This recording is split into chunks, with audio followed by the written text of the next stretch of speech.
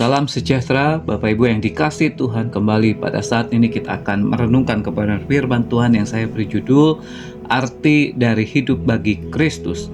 Roma pasal 14 ayat yang ke-8 dan 9. Sebab jika kita hidup untuk Tuhan, dan jika kita mati untuk Tuhan. Jadi baik hidup atau mati, kita adalah milik Tuhan.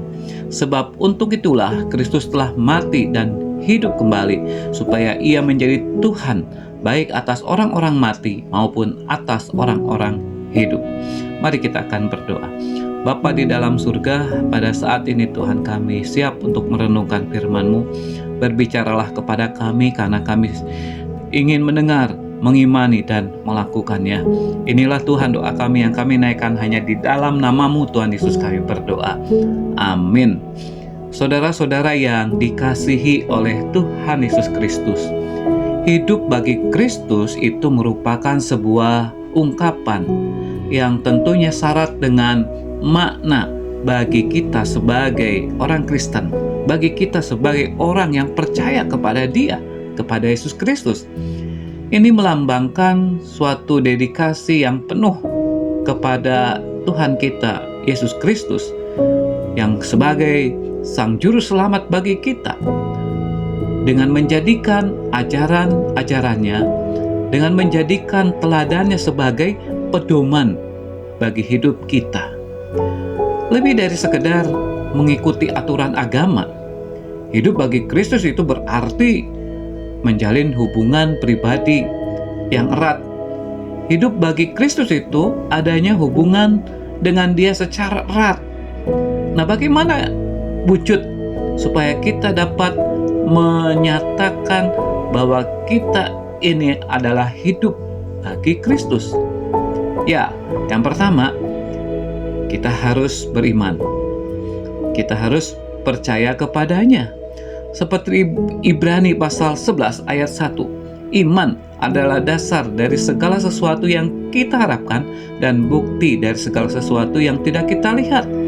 Maka di sini kita bisa meyakini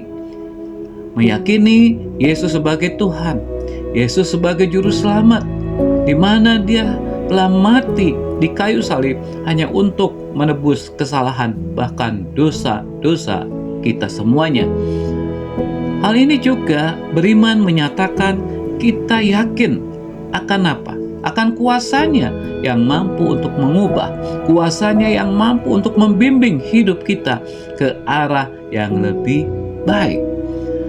Dan tentunya juga saudara-saudara, kalau kita percaya bahwa hidup kita ini juga harus diwujudkan dengan menunjukkan kasih dan kepatuhan. Matius pasal yang ke-22 ayat yang ke-37. Jawab Yesus kepadanya, "Kasihilah Tuhan Allahmu dengan segenap hatimu dan dengan segenap jiwamu dan dengan segenap akal budimu." Nah, di dalam menunjukkan kasih ini, sesungguhnya mengapa kita harus patuh?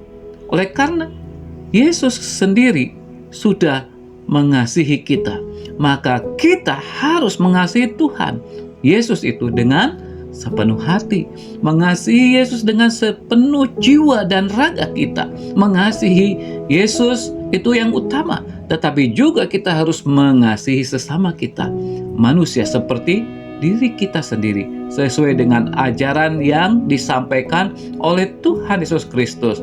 Dan tentunya juga saudara-saudara yang dikasihi Tuhan, kita bisa menunjukkan di dalam kasih dan kepatuhan ini dengan mematuhi perintah-perintahnya, mematuhi ajaran-ajarannya dalam segala aspek kehidupan yang ada, yang tentunya kita bisa membaca, memperhatikan, melakukan apa yang diperintahkan Tuhan Yesus seperti yang dicatat di dalam Alkitab kita.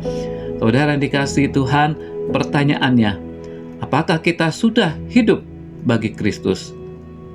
Mari kita akan berdoa. Bapa di dalam surga, terima kasih karena Tuhan sudah izinkan kami untuk mengerti arti hidup bagi Kristus. Biarlah kami akan senantiasa menyatakannya dengan iman percaya kami yang teguh kepadamu, dan kami dapat menunjukkan, mewujudkannya di dalam praktek kehidupan, yaitu kasih kepada Engkau, kasih kepada sesama, dan hidup di dalam kepatuhan. Terima kasih Tuhan, di dalam nama-Mu Tuhan Yesus Kristus kami berdoa. Amin.